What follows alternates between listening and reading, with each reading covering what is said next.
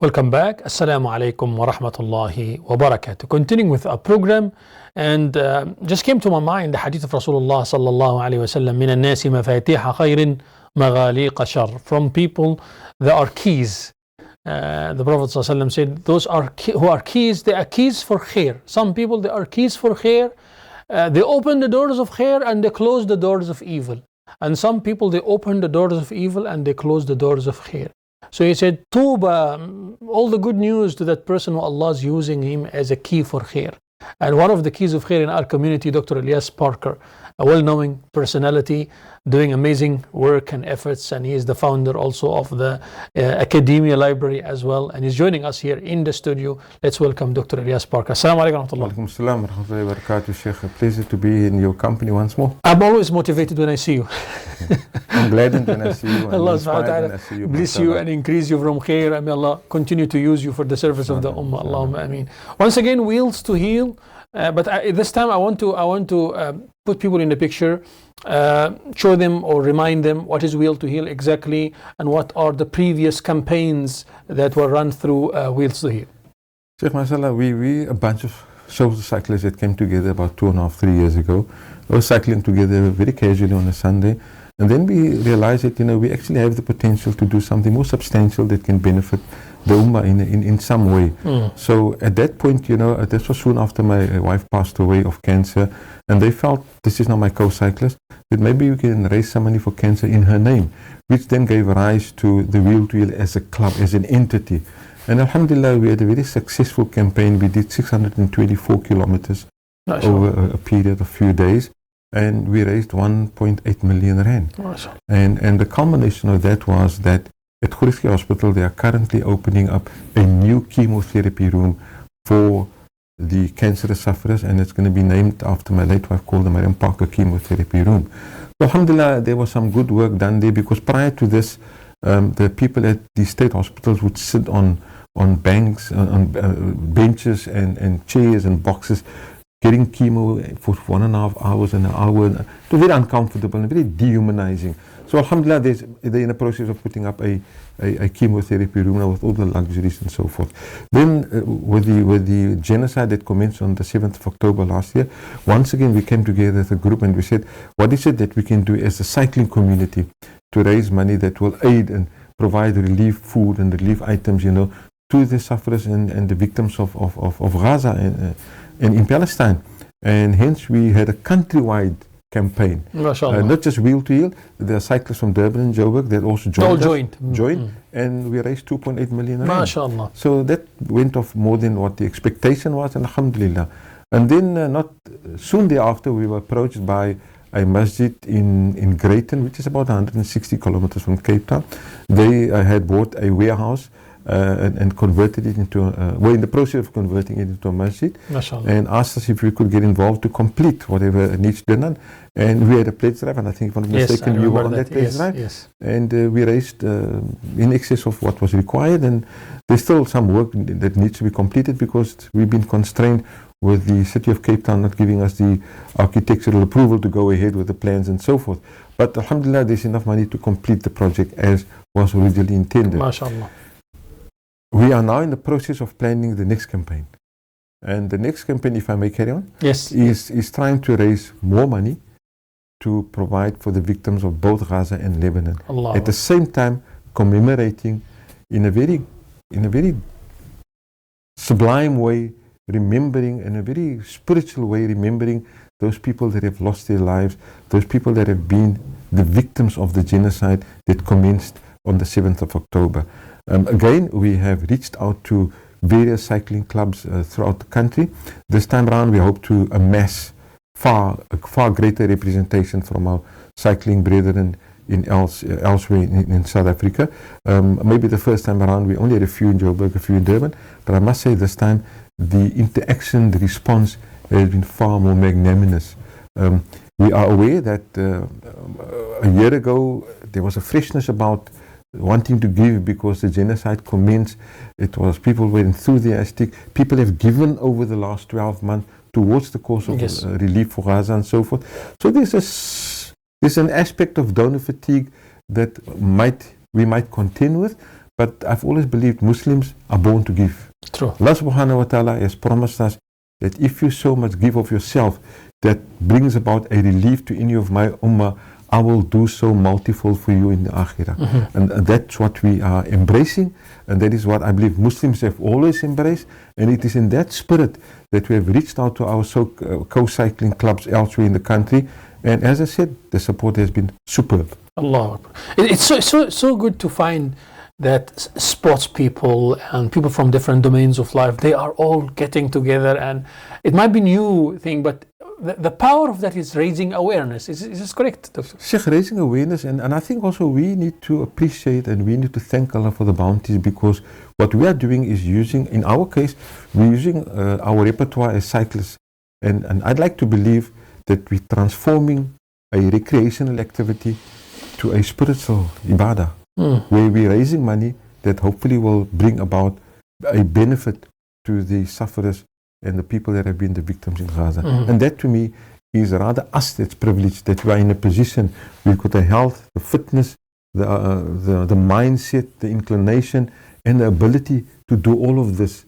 There are people that would like to do this, but don't have the privilege, the occasion, and the ability for that matter. True. We've been graced with it by Allah subhanahu wa ta'ala, so we should be grateful for that.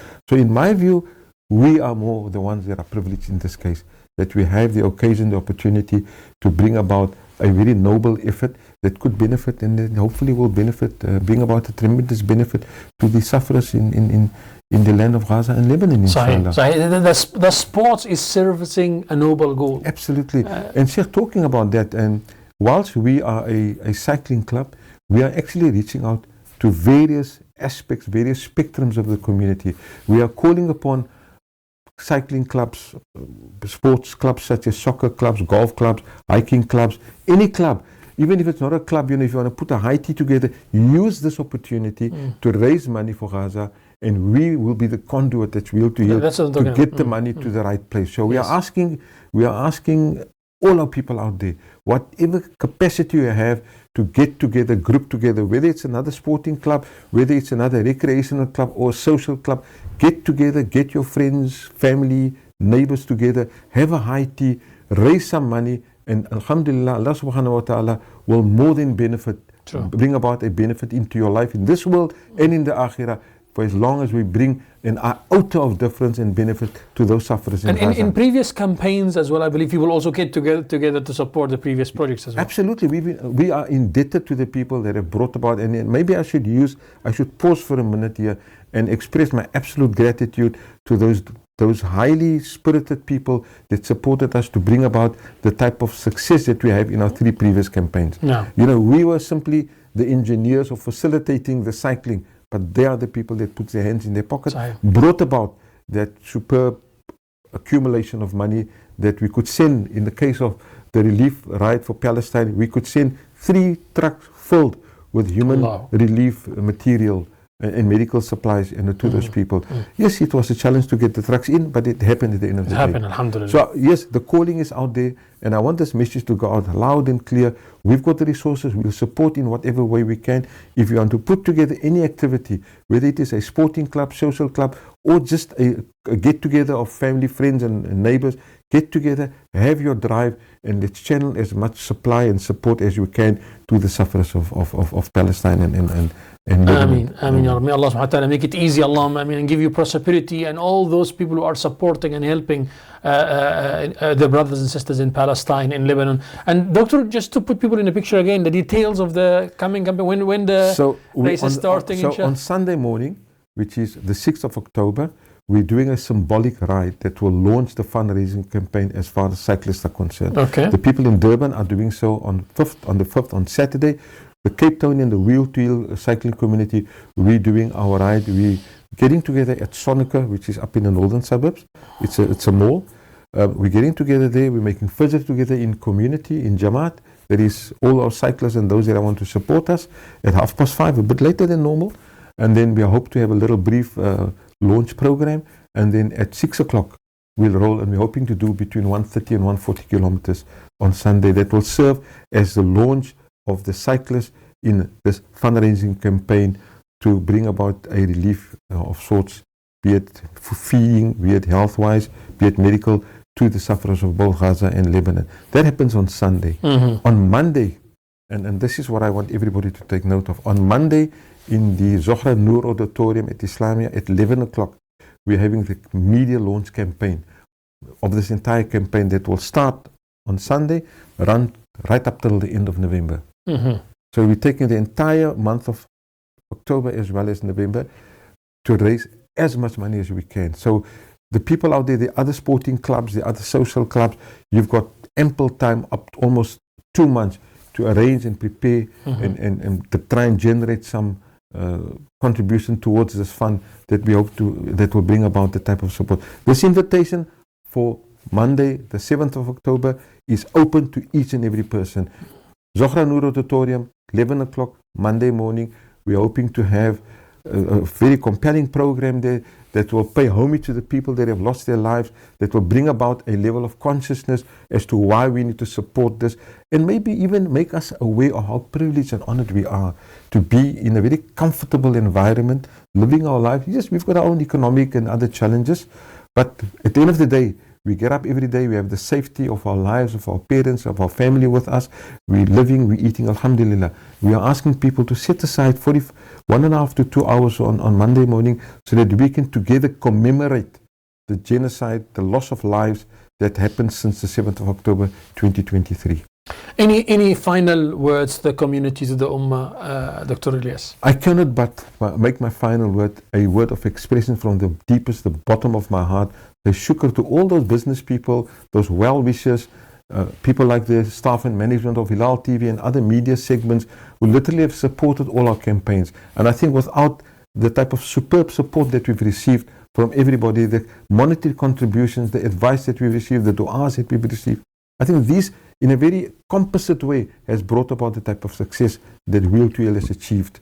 Not forgetting, needless to say, all those cyclists, that have trained for hours. You must remember, to do 642 kilometers for social cyclists is not an easy feat. People had to put in the hard yards, training for days and hours to be able to do that. Likewise, we're using the DC. The DC is called the Double Century.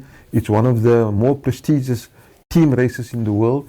It's happening on the 24th of November. We are climaxing our fundraising endeavor as per that race on the 24th of November, where 2 teams of Wheel to Wheel is going to do 200 kilometers within and under 10 hours.